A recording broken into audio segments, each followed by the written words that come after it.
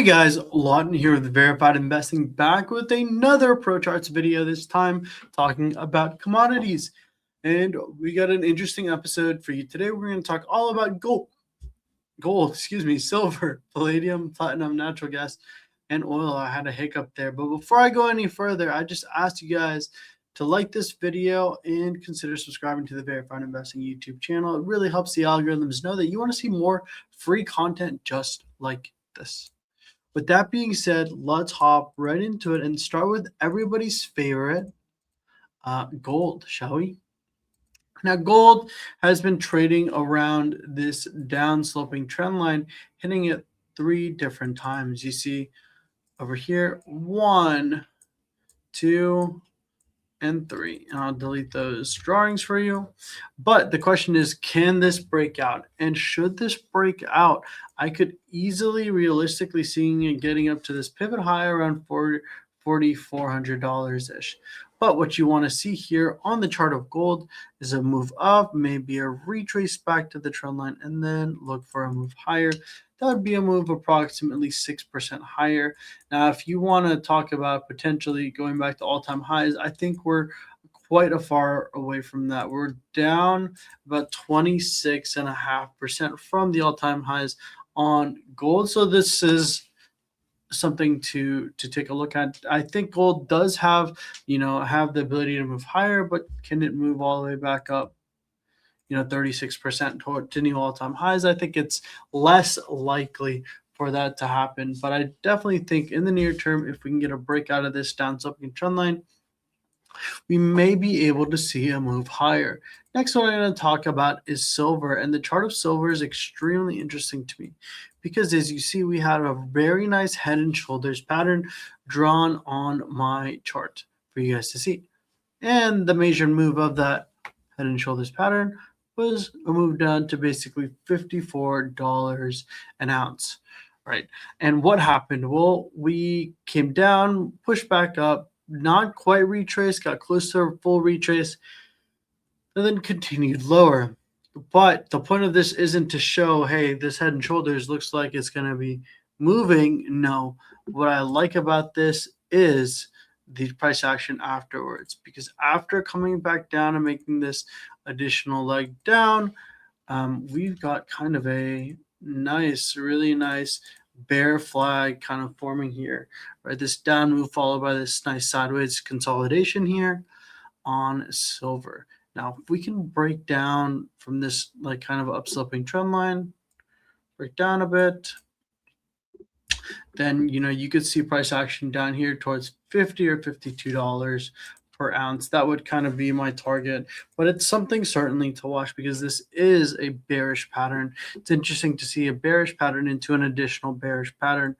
But I mean, even over here, we're still up like 67% from a year ago on silver. So even though it says it looks like, wow, does it really favor a fall that much? That's not quite that much of a correction considering, from the lows in April, since the Liberation Day lows to the all-time highs, silver pushed up. Let's just take this measured move, a cool 326% or so, right? Quite interesting. So next one I want to look at, or next two, should I say, are palladium and platinum. And the reason why I say next two is because these charts are very, very similar.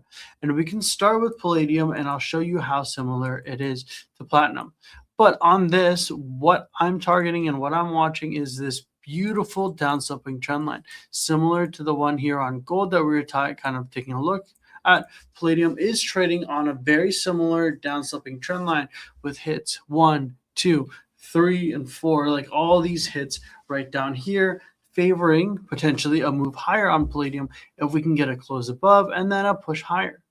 Now the question is, where are we likely to find resistance here on palladium? Well, the first level is right here, is 1373, right? That nice pivot high, about 10% higher from its current level. Let's say it continues to seriously rip. Well, you're going to get a lot of resistance because of all this price action in and around here and the psychological number around $1,400. If I was looking to go long Palladium, potentially, I would look for either a break above this trend line or on a retrace back to it, looking for a move closer to that $1,500 level on Palladium. Now, the reason why I say platinum is similar is because not only does the chart look similar, we're going to draw the same trend line basically and go from there. So there is a very similar, if not exactly the same, trend line here on platinum, with the commodity attempting to kind of break up and out of this $1,600 range. This nice low range it's been trading on. Same thing as Palladium. I'm looking for a move above, above this to this pivot, right, which is approximately 13% higher, right? If we can get above that, then I'd be looking somewhere around this 1950 level for resistance. But same thing as the other couple of charts, I'm looking for a break up and a confirmation above or a retrace back to this downsloping trend line for an additional move higher. All right, next two charts to take a look at: natural gas. Now, natural gas has been trading in this beautiful big parallel channel, upsloping parallel channel. We know that favors a move lower. And we tried to break up below it, but we kept retracing back to it, but now finally getting crushed here on natural gas. Looks like we're going to close below this nice upsloping parallel channel. So what do we know? Well, we know that there's going to be support in this whole range, right? At the 7% range between 267 to 286. So what I'm watching here is potential short opportunity. Let's say if it retraces back to it and look for a target, somewhere around here, about a 10% move. Ultimately, I think there's going to be major support around the $2.10 level, but we'll have to see how it gets into there. All right. And then finally, we're going to take a look at CL or oil, right? And oil has been extremely rocky. We know it's been crazy based on the price action that's been happening since the war started. You can see it spike because of the war, come down, then push up. And it feels like every single day, right, we're hearing something else from the war. The ceasefire is on, the ceasefire is off. But eventually, the price of oil has kind of decided, hey, we're not going to get phased from it and returning to kind of a semi-normal level, right? But something I'm watching is a potential breakout on oil. You have this beautiful downsloping trend line that has yet to break. And you also had this wedge pattern that I was in for quite a while here. Let me see if I can draw this back.